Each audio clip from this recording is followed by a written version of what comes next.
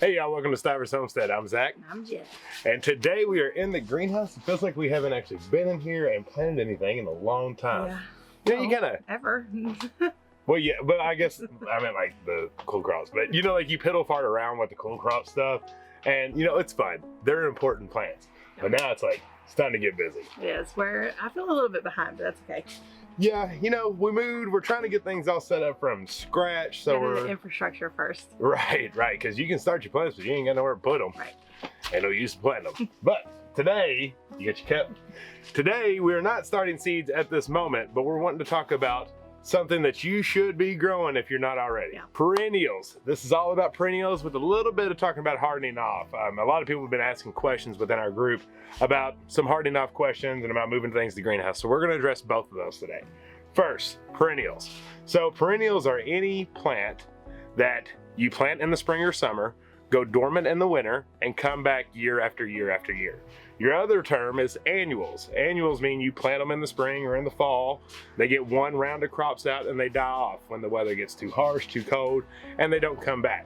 Now, some people get confused about this though on volunteers. So that's still an annual. It just means it went to seed, those seeds went dormant in the ground, and they came back the next year. That plant itself is not a perennial. I'm gonna mess up that word plenty in this. It just means it was a volunteer from a seed that had dried and went dormant in the ground.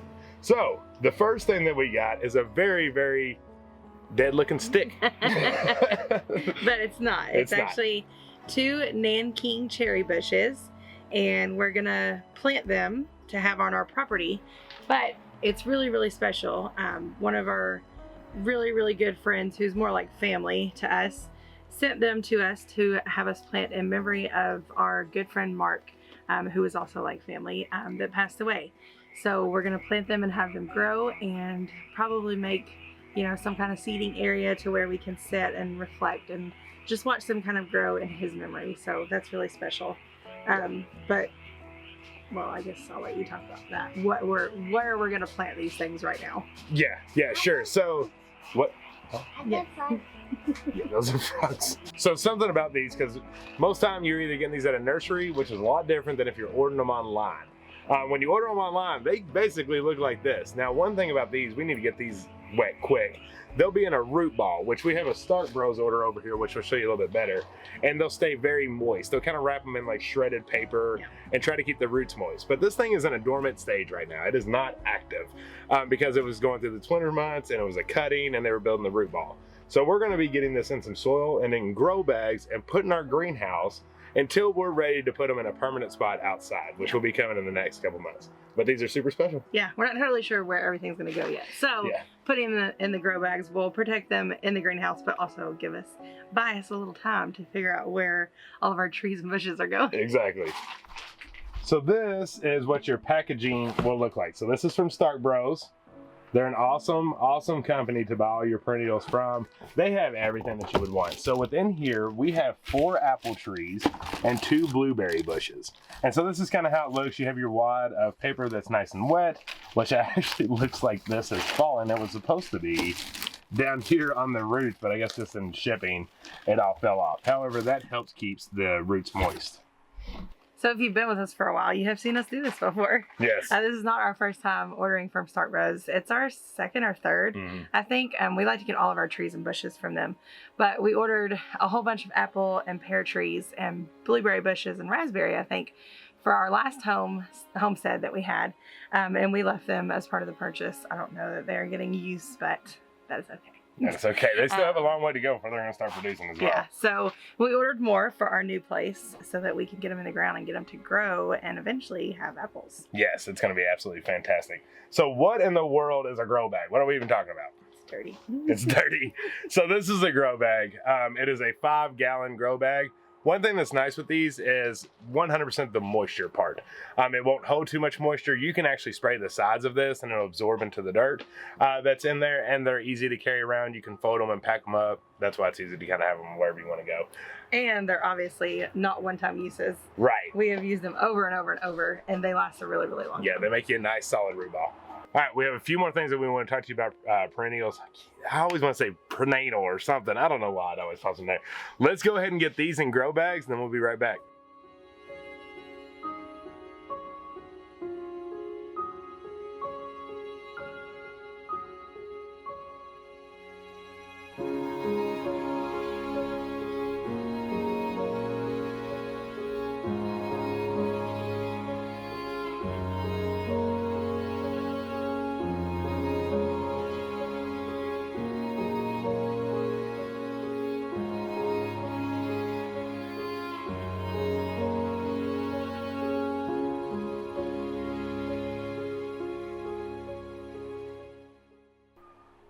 All right, we got our 4 apple trees over here, our 2 cherry bushes, and then over here are our 2 blueberry bushes. Okay, so we didn't have as many grow bags as we originally had. I guess they got lost in the move, but that's okay because we had apple trees before and we just reused those containers for some of those. They need a really big, good root ball when you plant them out there. So they can chill in here. They can be good in here and hang out for a while. They do need a lot of watering though. Unlike just if you had seedlings or different stuff like that, you want to keep them wet. You don't want them to dry out very much at all. So that's one thing that you have to pay attention if you have them in your greenhouse. Now, the thing about perennials, they need cross-pollination. That's the correct term, right? And so you might be thinking in the vegetable world, that means like squash crossing from bee pollination. No, that's not what we're talking about here. For them to produce fruit, they need a compatible companion within like so many acres or like a quarter acre around them to be able to produce the fruit. So for us, the apple trees we got 2 Granny Smith and 2 Fujis. Some apple trees can cross with each other, so that's fine. But Fuji and Granny Smith is our favorite apples, so yeah, that works out well. And the blueberry bushes will pollinate each other. And I don't know much about cherry bushes, but I'm assuming it's the same. You need 2. And we got 2 of them, yeah. so we're probably safe. The cool thing about Start Bros is they actually tell you, like if you, like Fuji is our kid's favorite, it'll pop down below, it says these work with that. So it'll show you the compatible apple trees that you could get to make sure you get that cross-pollination. They also show you the hardiness zone because you might be thinking like Georgia peaches, Florida oranges, Kentucky, we have a lot of apples. Well, some of that crosses and mixes. So you might be able to grow things that you're unaware of. So they will tell you the zone hardiness for each kind of plant as well. What happened, Ray? You fell on your bike? Hey, but here's the important part. You get up and you try again, right? Yeah. Kind of hard with that big long dress you got on. Well, you're the one who picked it out. Oh, it's my fault. Ooh, it got a little warm up in that greenhouse. A stick up my shoe. All right, so Slippers on. Yeah, I do have slippers on. It's okay. It's not quite flip-flop weather yet, so the slippers stayed on. So the one thing about perennials, the reason that 10 years ago was the best time to plant and right now is the next best time, is because they take a while to produce. So the apple trees specifically were probably, what, about a year or 2 year old maybe already? Maybe. I'll give it a year. We'll say a year. It's definitely not from seed and already up to there. So on about year 2, year 3, you may see an apple or 2, but you're not going to have a big, heavy producing. You're really not going to start seeing that to about year 4 through 7 are going to be your big years to when you're going to start getting some heavy production of all your fruit trees. That's pretty average, about 4 to 7 years for everything to get up to full production. So yeah, it's a bummer, but it's better to get the process started than just wishing for apples. Okay, now that we've got our trees and our bushes and all that good stuff, now in grow bags in the greenhouse, we're feeling a lot better. It's never fun when you get them in the mail and you can't immediately get them into where you want to. It's just like, I got to do this before they dry out. But I wanted to talk to you all about greenhouses and plant hardiness. The absolute biggest misconception when it comes to greenhouses is that solves all of our gardening problems. We can put anything in there, grow it whatever time we want to, and all's gonna be fine. That's not true. Now, right now it is 92 degrees in here and it's 50 outside. And so it is great for everything getting a jump start, like our comfrey coming back, our cool crops over here in the raised bed that we have. If it's outside, this stuff wouldn't be showing life like it is right now. They're perfect during the day, you're gonna produce heat, but at night, for the most part, you're gonna be the same temp as it is outside. So yes, of course, you can put space heaters in your greenhouse. You can do thermal masses to try to help get that water up. But if you're germinating seeds, they have to have a consistent soil temp to be able to germinate, especially as we start doing a lot of our warm weather crops, tomatoes, peppers, stuff like that. So you still probably need to germinate inside your house, and that's okay. Don't worry about it. Don't stress about it. You can still do this. And a lot of things that you can do too, if you're having really nice warm days, leave your plants out in your greenhouse having this nice soil temp, but bring them in at night. It's gonna be dark anyways. You can sit them on your kitchen table, countertop, and then in the morning when it warms up enough in your greenhouse, bring them back in there. Is it tedious? Yes, but does it keep you away from having to have a grow station in your house? Also yes. So if you are starting your plants in your house and you're like, okay, it looks like we're gonna have a couple weeks where I don't need to be bringing my plants inside. They could stay out in the greenhouse, so I'm gonna just move them on out there. I've had a few people ask, my dad being one of them, hi Dad, Do I need to harden off my plants from inside to in the greenhouse? That answer is no. Hardening off has a minor amount to do with the actual temperature that you have outside. Hardening off plants is ultimately about the wind and the weather that's being impacted on your plants.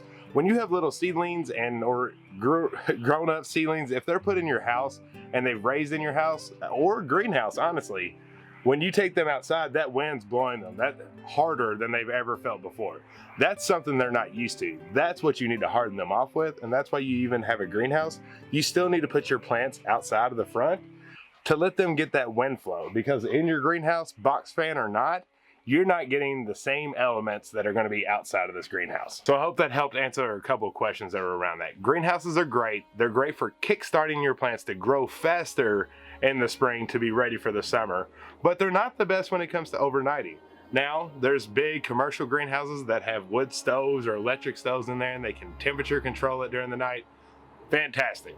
Most of us that are doing this, or most people that are watching this video, have some kind of similar greenhouse that we fight to keep the warmth up.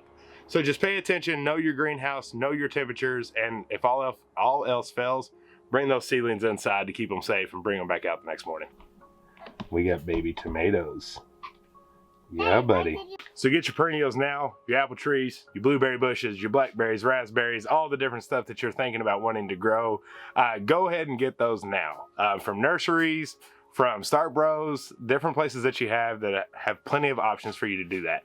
Now, the one thing about it, when you go to a nursery or Start Bros is going to send you the same size. They're going to give you about the same price. If you go to a nursery and you see a very established apple tree and they're charging like $150 or something nuts like that, don't worry about that. Take your time. Those things are going to go through shock even harder than a smaller, younger cutting. So just get them off like Start Bros or find that smaller one at the nursery and then just take the time to let them grow out nice and healthy on your farm or homestead. Other than that, hardening off plants, make sure you know what to do and what not to do, and with all else fails, make sure they stay above freezing, because that's what ultimately matters. But I hope you all enjoyed today's video. It was short and sweet, to the point. I wanted you all to have this information right when you're getting ready into the hardcore gardening season like we all are right now. If you haven't subscribed, make sure to down below. We love y'all. Until the next one.